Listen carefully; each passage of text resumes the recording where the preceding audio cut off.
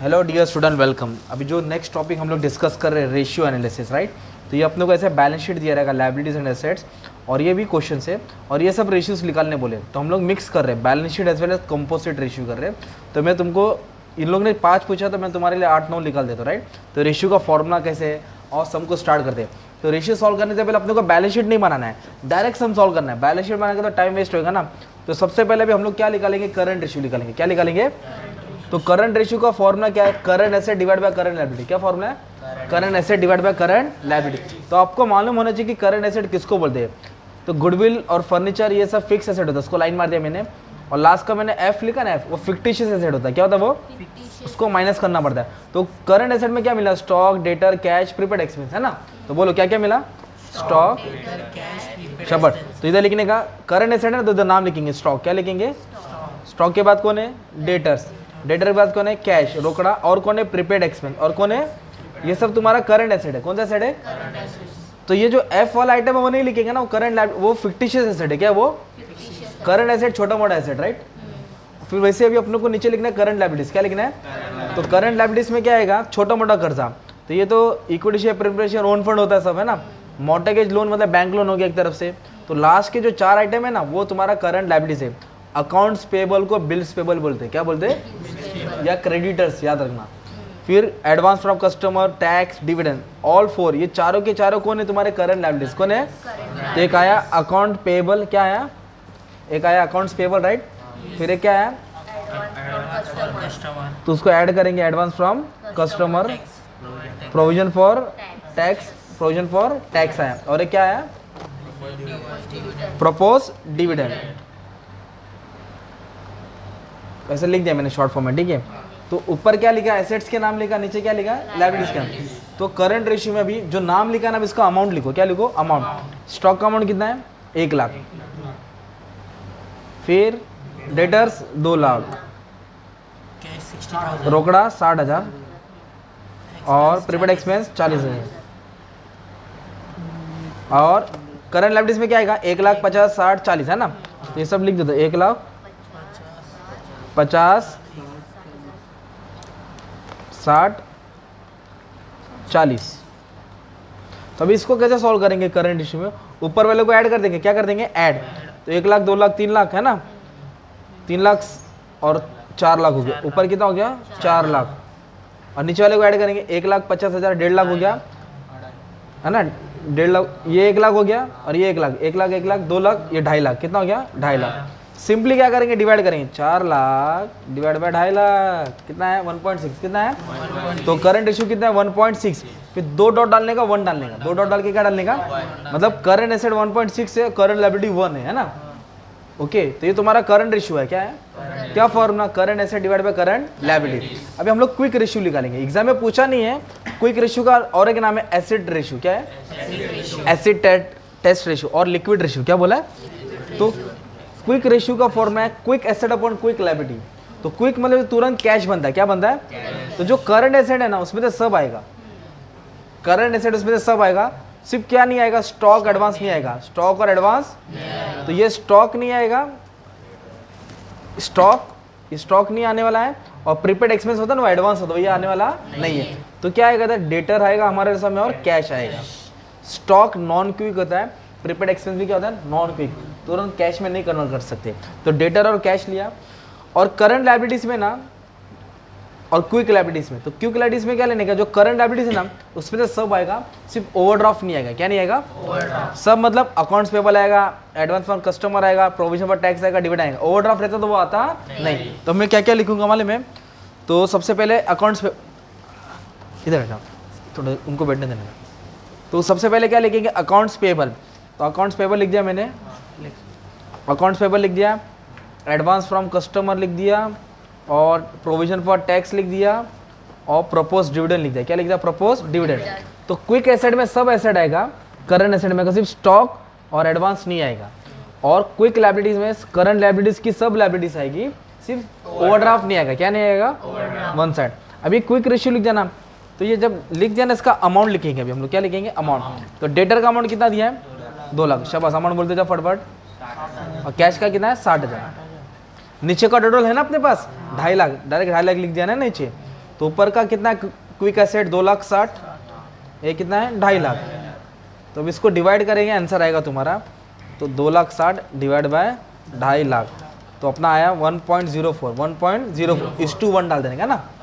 तो current ratio का formula current asset upon current liability, और क्विक रेशियो का formula quick asset upon quick liability. फिर और एक नया रेशियो है, नया नहीं जुना ही है, नाम नया दे देता हूँ, स्टॉक वर्किंग कैपिटल रेशियो। क्या है? Stock working capital ratio. तो स्टॉक वर्किंग कैपिटल में पहला नाम क्या है? स्टॉक, तो ऊपर आएगा क्लोजिंग स्टॉक, क्या आएगा ऊपर? Divide by working capital, divide by. तो आप लोग स्टॉक का अमाउंट तो डायरेक्ट लिख देंगे, टेबल में देखो दिया है क्वेश्चन में, स्टॉक है ना, स्टॉक 1 लाख लिख दिया ऊपर, चल स्टॉक लिख दिया, बट वर्किंग कैपिटल नहीं दिया रहेगा टेबल में, क्वेश्चन में वर्किंग कैपिटल। तो you should note that what is working capital, current asset minus current liability. तो करंट एसेट है ना ऊपर हमने कैलकुलेट किया ना 4 लाख, कितना है करंट एसेट और करंट लायबिलिटी, तो 4 लाख में से शाबाश 1.5 लाख क्या किया मैंने? माइनस किया। तो ये आया स्टॉक और ये आया वर्किंग कैपिटल। तो 1 लाख को डिवाइड करेंगे 1.5 लाख से, है ना, तो कितना 0.667 लिख दिया, 1 डाल दिया। मतलब क्या, वर्किंग कैपिटल और स्टॉक कम मेंटेन कर रहे लोग, है ना। तो ये तुम्हारा होगा stock working capital ratio. Stock का अमाउंट पर डालने का, वर्किंग कैपिटल कैसे आएगा? Current asset minus current liability. तो अभी और भी रेशियो पूछ सकता है, तो ये है डेप इक्विटी रेशियो। डेप का मतलब होता है कर्जा, बोरो फंड, इक्विटी मतलब खुद का पैसा। तो मैंने बोरो फंड ऊपर लिखा, देखो क्या लिखा ऊपर? तो बोरो फंड में क्या आएगा? 2 ही नाम आएगा, एक डिबेंचर्स आएगा और बैंक लोन आएगा। डिबेंचर और या पब्लिक डिपॉजिट, है ना, जो बैंक से लोन उठाया।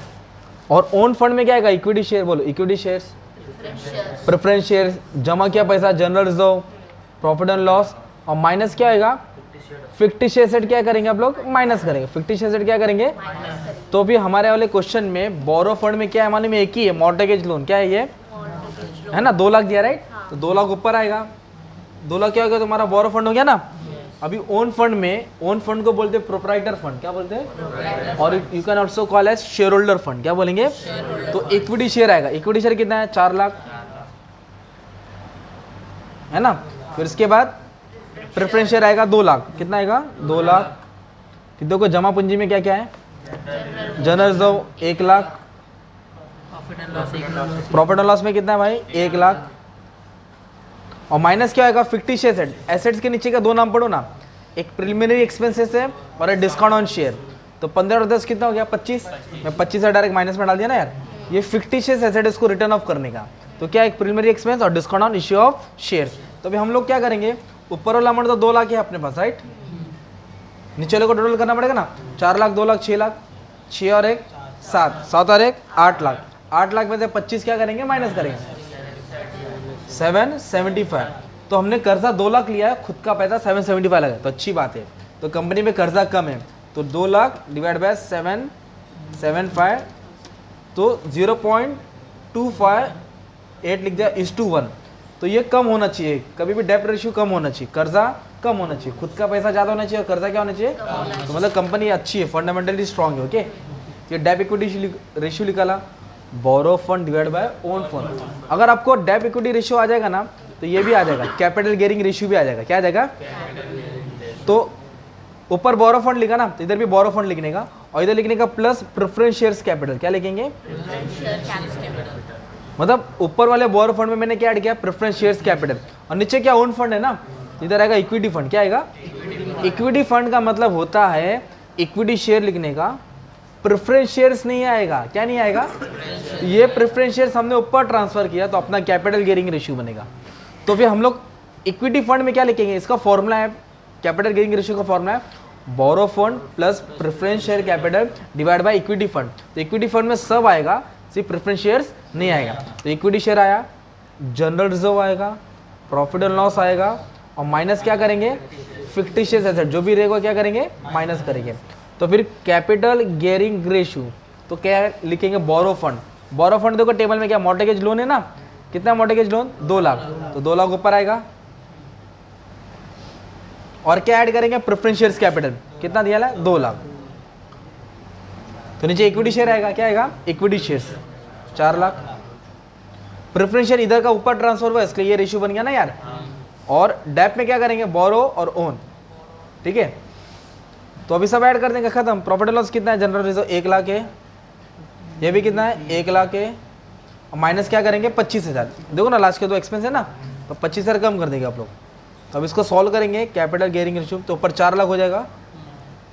बोरो फंड मतलब कर्जा लिया, प्रेफरेंशियल जो पैसा रिटर्न करना पड़ेगा, तो ये बाहर का बंदोबस्त, ये खुद का बंदोबस्त। 4 5 6 लाख, 6 लाख में 25 गया 575, फिर जो भी आंसर आएगा उठा के लिख देना है ना।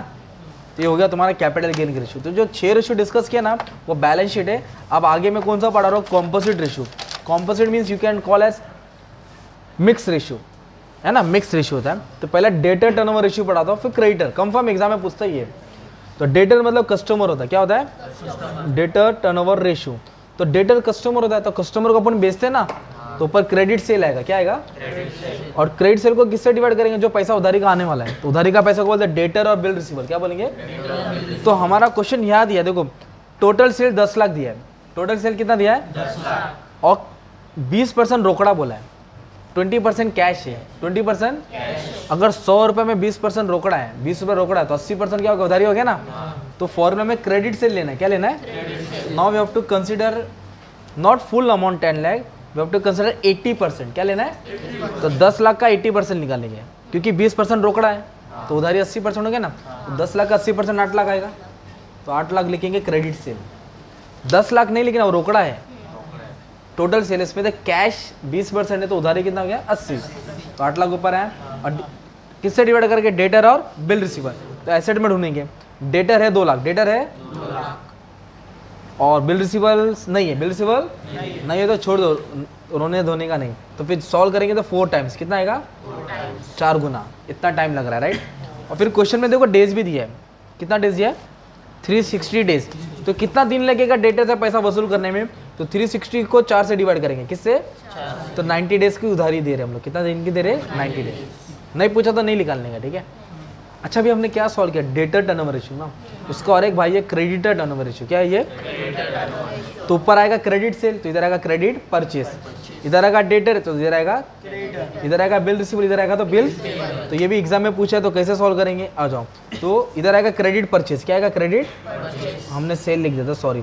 क्रेडिटर मतलब जिससे माल खरीदते हैं, सप्लायर हो गया। तो क्रेडिट परचेस दिया है, देखो डायरेक्ट परचेस दिया 5 लाख, तो इधर क्रेडिट और कैश और क्रेडिट बोला गया, तो अपन एज्यूम करेंगे कि 5 लाख उधारे है, 5 लाख क्या है, तो ये 5 लाख ऊपर आ जाएगा क्योंकि ये परचेस है, और नीचे क्या आएगा क्रेडिटर और बिल्स पेबल। तो क्वेश्चन में लायबिलिटी में क्रेडिटर और बिल्स पेबल नहीं दिया है, उसका अलग नाम दिया है, वो अपने को बेरुपया बन के अकाउंट पेबल को बोलते हैं क्रेडिटर और बिल्स पेबल, क्या बोलते हैं, अकाउंट्स पेबल, ट्रेड पेबल का नाम होता है क्रेडिटर।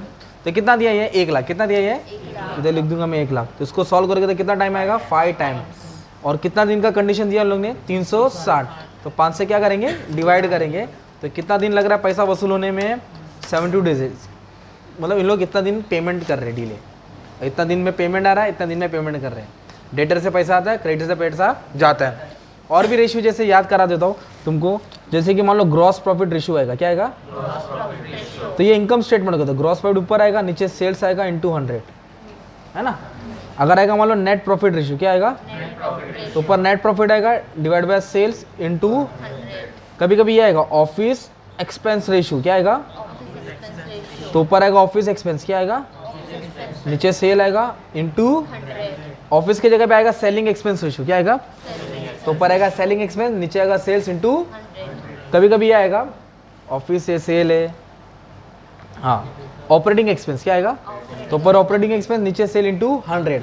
तो अभी आपको सीखना क्या है, ये वाला सीखना है, क्या सीखना है, स्टॉक टर्नओवर रेशियो, क्या सीखना है। तो इसका अलग से मैं वीडियो बना के रखा हूँ, तुमको अलग से देखना पड़ेगा, प्लेलिस्ट में डाल दूंगा। तो फिलहाल फॉर्मूला डिस्कस करता हूँ।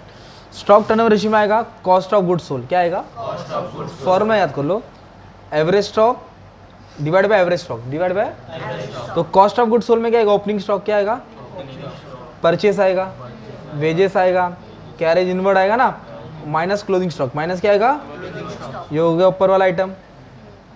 और एवरेज स्टॉक में क्या करेंगे, ओपनिंग स्टॉक को ऐड करेंगे और क्लोजिंग स्टॉक को भी क्या करेंगे ऐड, और डिवाइड बाय 2 डिवाइड बाय, तो ये बनेगा स्टॉक टर्नओवर रेशियो, क्या बनेगा। तो इसको मैं अलग से सॉल्व कर दिया, टेंशन मत लेना, वीडियो है, धीरे धीरे सॉल्व करेंगे। और भी 2-3 फॉर्मूला है उस पर डिस्कस करेंगे, जैसे कि नाम दे देता हूँ ताकि कराया नहीं है, आएगा तो वो भी करा दूंगा।